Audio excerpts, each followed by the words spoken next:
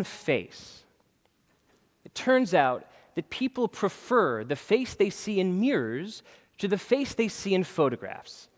Maybe you have a friend who complains constantly about how he or she looks in Facebook photos, but is often constantly admiring his or herself in the mirror. Well, this is not pure vanity.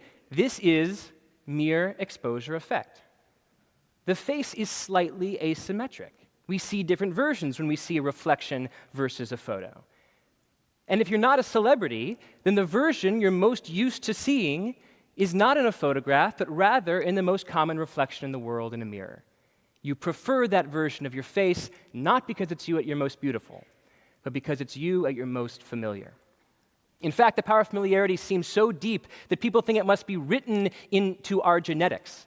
The evolutionary theory for the preference for the familiar is that if you're a hunter-gatherer and you're trawling the savanna of Africa and you see a plant or an animal and you recognize it, that's a very good sign that plant or animal has not killed you yet.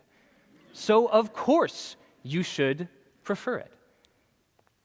But this creates an enormous problem for creators, for creative types. Because I just told you that people only like new things if they're just like old things. So the question before us today is, how do you balance familiarity and surprise in such a way as to design hits, to design things that people love?